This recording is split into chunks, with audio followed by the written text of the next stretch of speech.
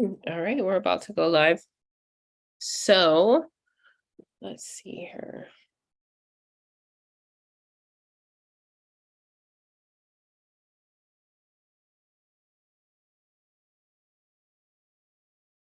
All right, so we just finished day 4 of the Wealthy Trustee Workshop. So we did a lot, right? We went through and got our EIN number for a business trust. So we went through that whole application with the IRS. Then we did our board meetings to understand the operations of our banking and the type of bank that we're going to open up and the authorized user and all the positions. And then we did our promissory note, where we are actually documenting that consideration that we're putting into the trust as a loan. And then we went through trust corporate credit to understand how that is going to be established and built up. And then we went and applied for a DUNS number with Dun & Bradstreet and initially established our business credit profile. So we've done a lot in the last hour and a half. So I know that you guys have questions. So I'm opening the floor up for questions, and I definitely will check in the chat. But if anybody wants to come off of mute and ask their questions, that would be great. So I see Louisa has a question. How long will we have access to the recordings? So you have access to the recordings for 90 days. So the recordings are uploaded to YouTube and you receive the link, and then that link expires in 90 days, okay? So any other questions? So I know we went through a lot. Any questions about the EIN application process? Any questions about the board meetings or the meeting minutes or anything like that, dealing with that?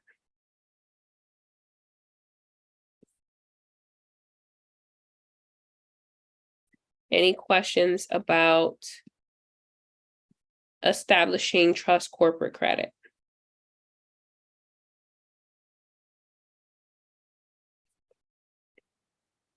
How long on average does the credit score process and the tiers take? So usually like tier 1 takes about 30 days. Tier 2 can take anywhere between 30 to 60 days. And so after tier 2 is where you should have generated a paydex score or credit score. So I've seen it in as little as 45 days of you being able to generate a score if you're intentional about it. And then once you have a score, you're good to go. You can start applying for the Visas and the MasterCards. But once again, that disclaimer is that a lot of the companies do want for you to be a personal guarantee. So one example is like Capital One and Discover, right? They'll give you a business credit card, but they want you to be a personal guarantee. And then one thing about that company is that they will also put it on your personal credit. So if you have a credit card with like $10,000 in it, it's going to be reporting to your business credit, but it's also going to be reporting to TransUnion on your personal credit. So you have to think if that's, something that you want to do, because with your utilization, you don't have to worry about it on the business side, but you do have to worry about it on the personal side. So that's one of the challenges that I see. And that's why a lot of individuals, they try to stay away from being a personal guarantee, just because that is, it's not a benefit to you to have it reporting on both, on both sides.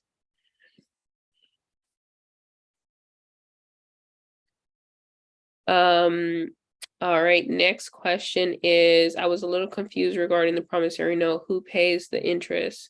Can you further explain the non-repayment penalty and legal actions regarding the note? Yeah, absolutely. So with the promissory note, right, you have to understand that the promissory note is between the borrower and the lender. So when you're using it, Are you using it to where you are lending the trust money or where you're borrowing money from the trust? Okay, because you can use a promissory note for both. So if you are borrowing money from the trust, let's just say that there's $1 million sitting in there, right? So you just want to borrow 250. So you are going to execute a promissory note representing that you are borrowing $250,000 from the trust, right? And since you are the borrower, you are the one paying the interest, okay? Because that loan is issued to you. So the lender is the trust. So the lender is paying you, so the lender is paying you,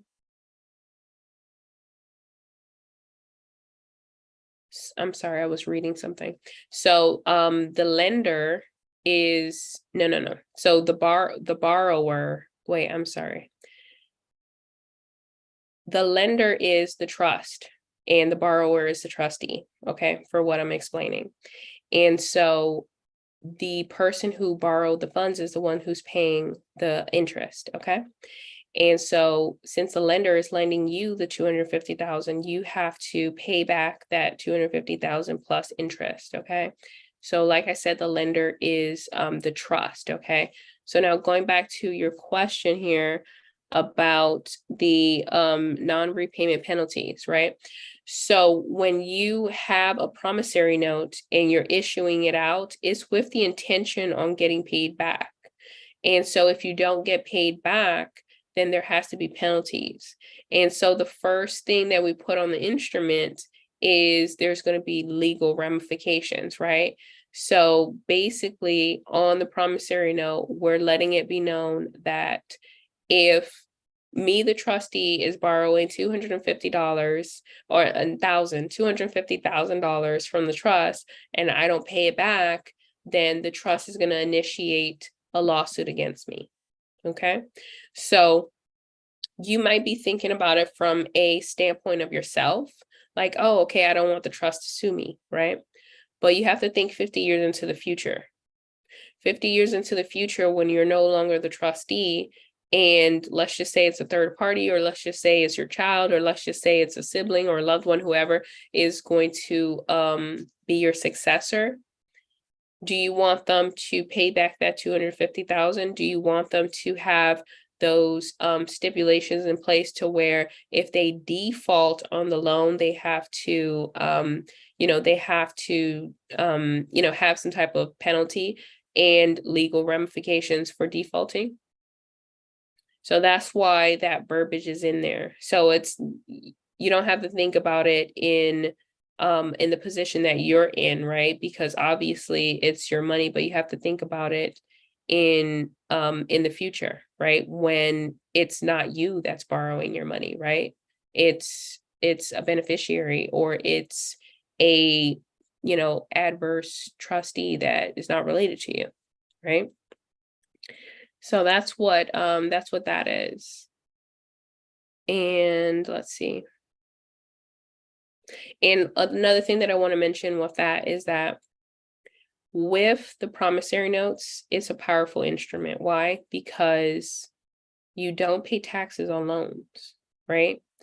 And so if you want to take money out of the trust, $500,000, and you don't want to be taxed on it, then take it out in the form of a loan versus 1099ing yourself. If you were to do a 1099 or a W-2, give yourself that $500,000 as a W-2, you have to pay taxes on both of those forms of you paying yourself. So the best thing for you to do is to issue yourself a loan, because you don't have to pay taxes on that $500,000. And that's why we use that instrument. The next question is, does the business trust have to have a credit profile established, or can it remain private? Yes, Karen. So no, the business trust does not have to have a credit profile. This is optional. You do not have to build business credit for the business trust, okay? This is only if you want to actually establish, establish income for the trust, meaning that right now you're funding the trust, right? The trust doesn't have its own income. And so the best way for you to establish income for the trust is if you establish credit for the trust, because then you can leverage that credit and you can start purchasing or investing with the trust. Okay. So you can start, purchasing or investing in stocks, crypto, real estate, IUL policies, things like that. Okay. So what I was talking about earlier is the fact that when you are establishing business credit for the business trust, you are pulling it into the public. Be mindful of that. So I understand, one, our entity is private. So that's why I recommend that if you want a private business trust, you create two. There's no limit. You can have 10 trusts, 15 trusts, 20 trusts, 100 trusts. There's families that have 200 and 300 trusts. So why limit yourself to just one trust?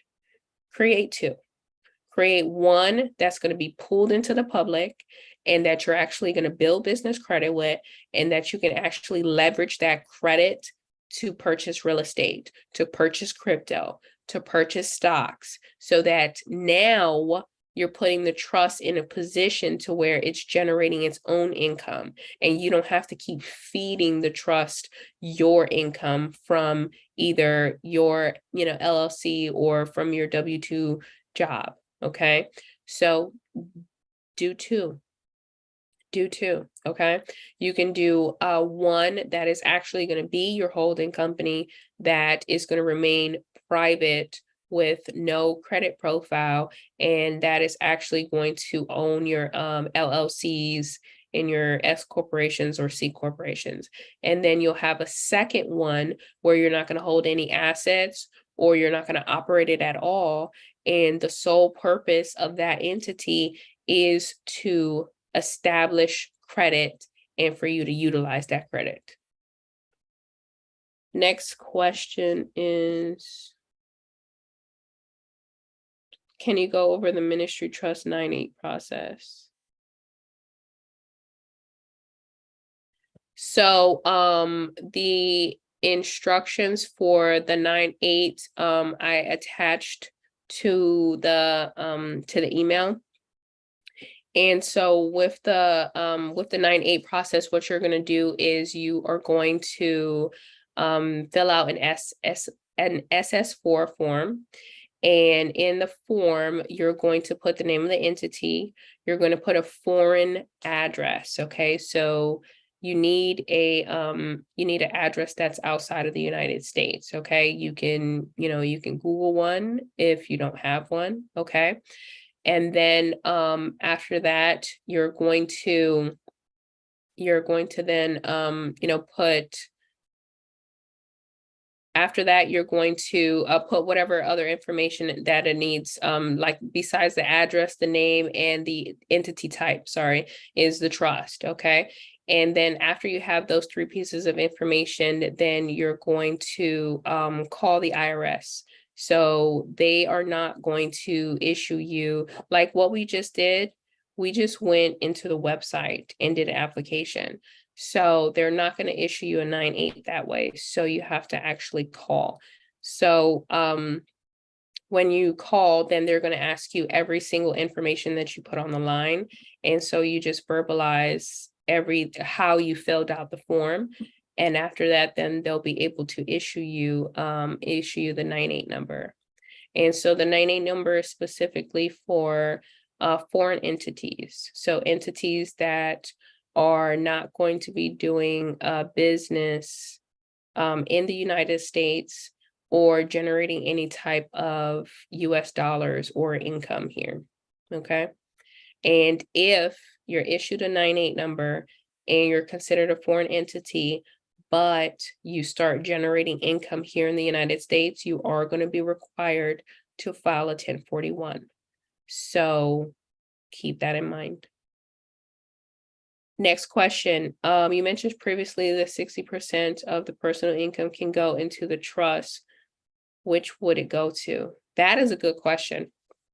So per the IRS, and you know what? I'll pull it up. Here, allow me to share my screen here 1 second. So let's go to Google. Let's go to IRS donation, charitable contribution deductions. Okay, so it's right here. So it says here that on your Schedule A for your 1040, when you're filing your 1040, you can have you have a limit of to a certain percentage, usually 60% of the taxpayer's adjusted gross income. Okay, so you can qualify for this cash contribution. And so what it is it's a deduction on your tax return, right? So for example, if you generate, and it's on your gross income, right? So if you generate, you know, $100,000, then you can deduct 60% or $60,000 as a cash contribution to a charity. And so that charity is going to be obviously your own charity. And so your charity is your ministry trust. So you're going to donate that $60,000 to your ministry trust, and your ministry trust is going to issue out a donation receipt to you, to the W-2 employee. And then you're going to file that on your 1040 when you're doing your regular taxes. So now you're only going to be taxed on 40% of your income versus the whole 100%. So it's for the ministry trust. It's not for the other two trusts that we're setting up in this program, okay? She said, awesome. Yes, it is awesome. Yes, yes, yes, yes, yes. So we could be saving a lot of taxes. And with that money that you're saving, then you can invest it in other stuff, right? So you can invest it in real estate and crypto and all these other places. You don't have to give it away because we're so used to giving away half of our money. All right, I have another question here. How many TCUs have you seen the family trust holding from the ministry trust, or does the beneficiary need to be another charitable trust? How many TCUs have you seen the family trust holding from the ministry trust? So it could be 100, it could be all TCUs or 100%. It does not need to be a charitable trust. It could be any entity. So it could be a for-profit, or it could be a nonprofit, but it can't be a natural person. And so it could be all, and that's optional. That's up to you if you want to do half or if you want to do all. Next question. Would it be beneficial to have a nonprofit corporation established later on down the line? It's optional, right? It's up to you if you want to have a nonprofit. With the nonprofits, just know that it's a different process, right? So with the nonprofit, one, it's a statutory entity, and two, there's a lot of limitations. One being that you have to apply for 501c3 status for tax exemption, right? Because even though you're a nonprofit, it doesn't mean that you're tax exempt. You have to actually apply for that status. And then even after applying, you have to maintain the status, right? And so that means that you have to report your meetings, you have to report your bookkeepings, you have to report all your financials and things like that to the IRS in order to maintain that tax exempt status. I've seen some business owners actually lose their status. So another thing is that they restrict your freedom of speech. So if you have a 501c3, you cannot talk about anything political. So that is a limit to your freedom of speech. So that's the process that you're going to have to take if you want to have a traditional nonprofit. So that's optional, it's up to you. Yeah, and some people decide to do that, to go, to go the nonprofit route. And another thing is that some people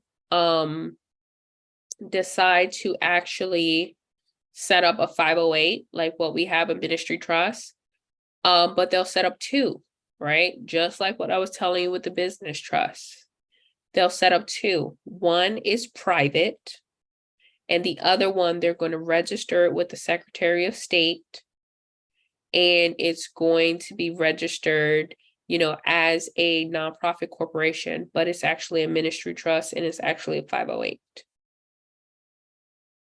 So you could also do it that way, to where you have a public entity and a private entity that are both nonprofits. She said, I'm planning on two, a public and a private, both 508s. Exactly. Yes, that's good. That's what I have a lot of my students do too. I have students that have Christian schools. So they have to do both. I have other students that they have like land, and I'm not sure what they're doing, but they have both too. Which is, it's beneficial, right? You want to have a public one because it's easier for you to get nonprofit grants with the public one. Because you're registered, they can just look you up on the Secretary of State, and there's like no issues. And so it's easier to get funding. It's easier to do fundraising, and it's easier to get grants and stuff. What's the benefit of having a public one? She said, oh, gotcha. Exactly. Yeah.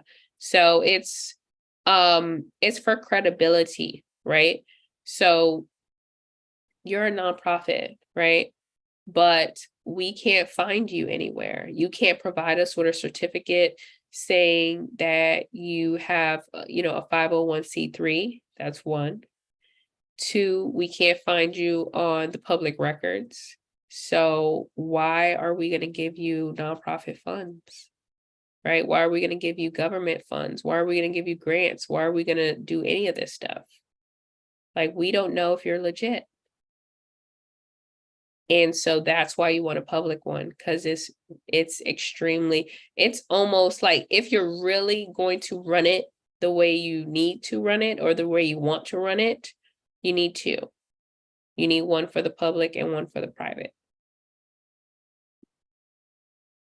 You have to have the private one.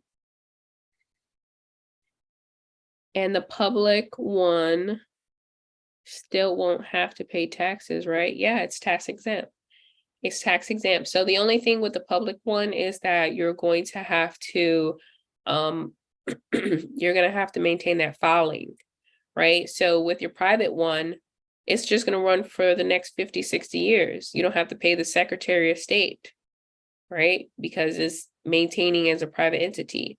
But the public one, now you made it into a statutory entity. So you're going to have to maintain that filing. But it's still a nonprofit and it's still tax exempt.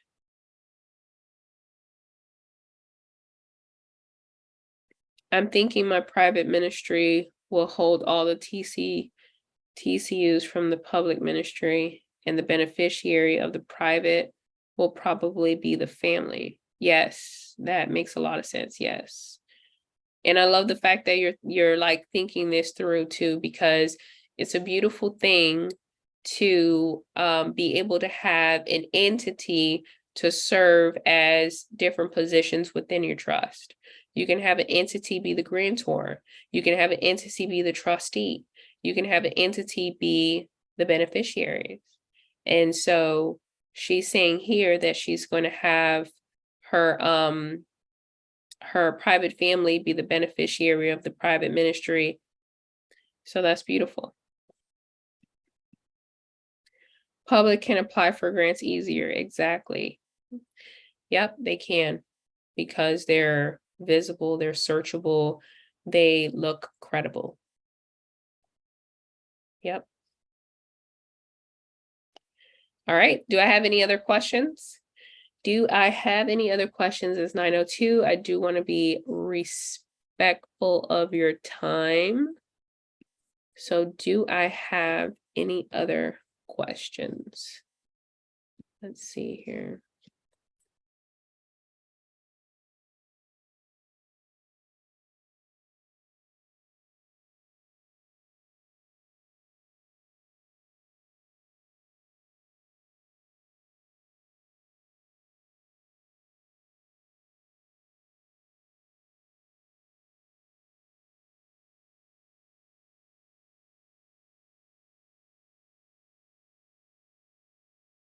All right.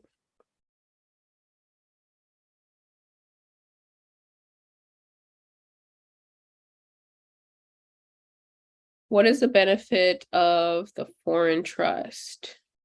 So, the foreign trust, one, you don't have to pay taxes on the foreign trust, so it's tax exempt.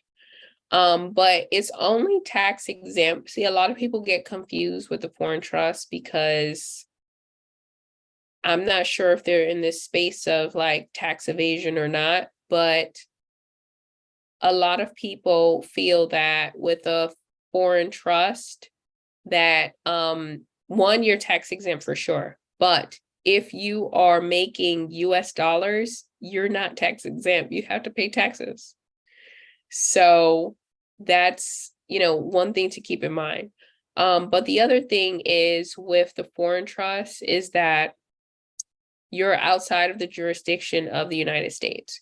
So even though you're operating your trust here, the United States, you're out of their jurisdiction, so they can't like come after you legally. So that's another benefit. And then with the foreign trust is, it's an international trust, so you can use it in other countries.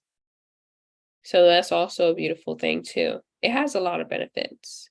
But the main ones that I see is being outside of the US jurisdiction and not paying taxes.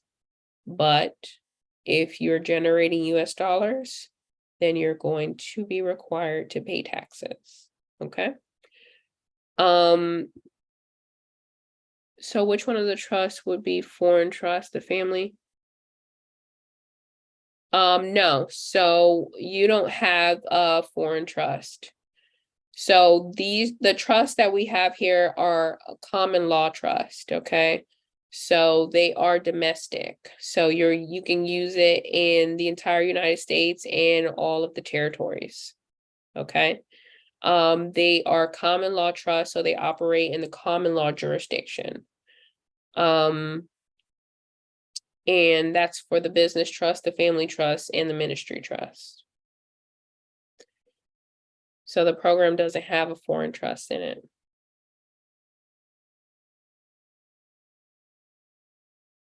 So I have homework for you guys.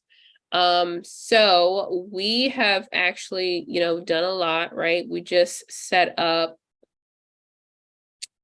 we just did our board meetings to set up our bank accounts. We did our promissory notes to document our consideration for what we're going to actually fund our trust with. So I want you to go into the Facebook group and I want you to post what bank you're choosing to bank with and when are you going to open up your business bank account or your trust bank account, your family trust, ministry trust. And I recommend that you guys do it simultaneously, right? And you can do it with the same bank. That's a question that I receive a lot. is, can I have all of my trusts in the same bank? Yeah, you can. So like I said, I recommend Truist, and I also recommend Ally Bank. They're pretty easy to set up. They don't ask you for your trust documents like other banks. And so definitely, move forward with those if you can, right? Because I know that Truist is not nationwide. Another thing is, let's prepare for tomorrow. So tomorrow we are going to be transferring our assets, okay? So the first thing that we're going to do tomorrow is we're going to apply for our EIN for our private family trust.